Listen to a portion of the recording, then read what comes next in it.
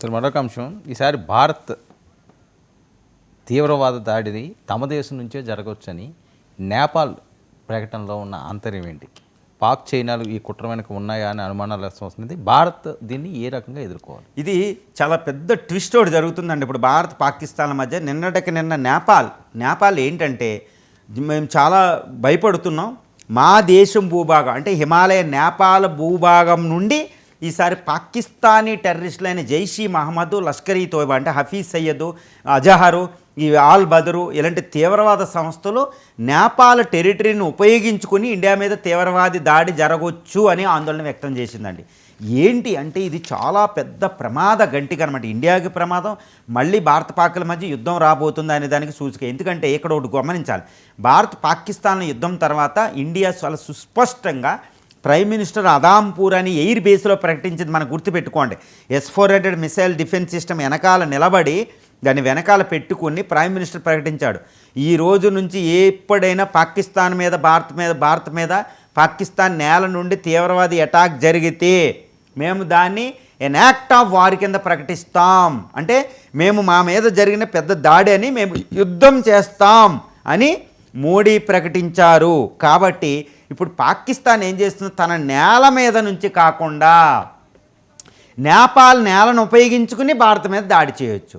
తద్వారా పాకిస్తాన్ ఏం చెప్తుంది, ఇది మాది కాదు, పీఓకేలో జరగలేదు, పీఓకే నుండి జరగలేదు, మిగిలిన పంజాబ్ ఈ ప్రావిన్స్ నుంచి జరగలేదు, నేపాల్ నుంచి అక్కడ తీవ్రవాదులు చేస్తే మాకేంటి అన్నట్టు వ్యవహరిస్తుంది అనమాట. అంటే ఏంటి, ఇండియా మీద తీవ్రవాద దాడి జరిగిద్ది ఎందుకంటే సింధు నీళ్ళు ఇవ్వలేదు కాబట్టి, కానీ అదే సమయంలో ఆ దాడి పాకిస్తాన్ నుంచి జరగదు. అప్పుడు మరి ఇండియా ఏం చేస్తే నేపాల్ని అటాక్ చేయాలా, ఇది క్వశ్చన్ అనమాట. చూసారా పాకిస్తాన్ ఎలాంటి దౌత్యం ఉపయోగిస్తుందో అదనమాట.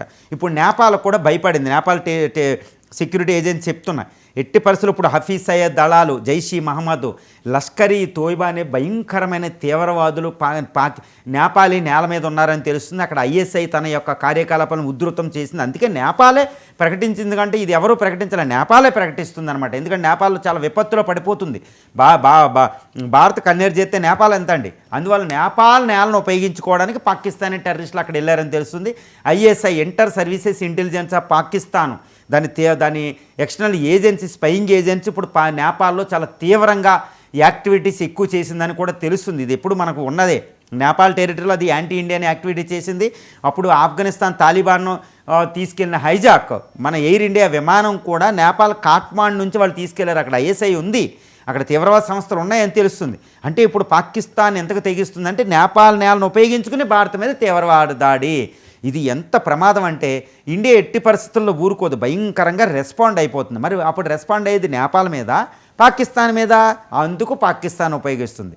అందుకే భారత్ తలపట్టుకోవాల్సిన పరిస్థితి అనమాట. ఎట్టి పరిస్థితుల్లో ఇప్పుడు నేపాల్లో కార్యకలాపాల మీరు అడిగిన ప్రశ్న ప్రకారం ఇప్పుడు పాకిస్తాన్, చైనా దీని వెనకాల ఉన్నాయని కూడా తెలుస్తుంది. ఎందుకంటే నేపాల్లో ఎక్కువ ప్రాముఖ్యత, ఎక్కువ ఇన్ఫ్లుయెన్స్ చైనాది ఎక్కువ ఉంటుందండి. అక్కడ ISI యాక్టివిటీస్ ఉన్నాయి. అంటే పాకిస్తాన్, చైనా కలిపి భారత్ మీద కుట్ర పంతున్నాయి అనమాట. అంటే ఏంటి, ఇక్కడ ఇండియా చాలా జాగరూకతతో వ్యవహరించాలి.